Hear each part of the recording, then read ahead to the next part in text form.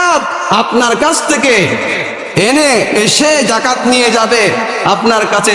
আপনি ঘোষণা করলেন, আপনি দানবীর সাজার জন্য ঘোষণা করে দিলেন অমুক তালুকদারের বাড়িতে জাকাত দেওয়া হবে।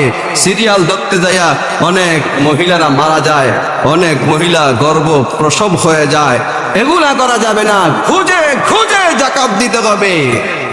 আপনি যদি জাকাত সঠিকভাবে 2.5% জাকাত দিয়ে দেন, আপনার দেশে কোনো গরিব থাকতে পারে না। খলিফা ওমর ইবনে আব্দুল আজিজ পঞ্চম খলিফা। এই খলিফার আমলে 2.5 বছর তিনি দেশ শাসন করেছেন। গোটা পৃথিবীর 3/2 ভাগ দেশ শাসন, রাষ্ট্র শাসন করেছেন, দুনিয়া শাসন করেছেন।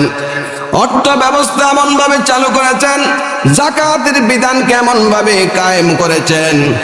2.5 বছরের মধ্যে মুসলিম রাজ্যে জাকাত নেওয়ার মতো কোনো লোক বাকি ছিল না।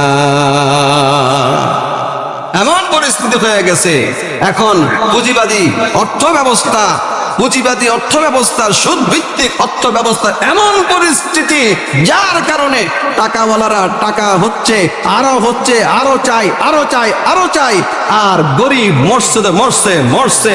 এই গরিব মরস্কা, আমি লড়ি যেন, এই জন্য আমাকে আবার মারা হয়। মরাকে আরো মারে, যে লড়স্কা। গরিব ধ্বংস হচ্ছে, অর্থবিত্তশালীরা আরো বেশি অর্থশালী হচ্ছে। এটা হচ্ছে আল্লাহর পক্ষ থেকে সুদের প্রতি গজব, পুঁজিবাদের প্রতি আল্লাহর গজব। যতদিন পর্যন্ত জাকাত ভিত্তিক অর্থ ব্যবস্থা কায়েম না হবে, দারিদ্রতা বিমোচন হবে না। সুতরাং আমাদেরকে গনে গনে হিসাব করে, লোক দেখে দেখে তাদেরকে তাদের হাতে জাকাতের টাকা তুলে দিতে হবে। আল্লাহ তাআলা আমাদেরকে তৌফিক দান করেন, আমিন।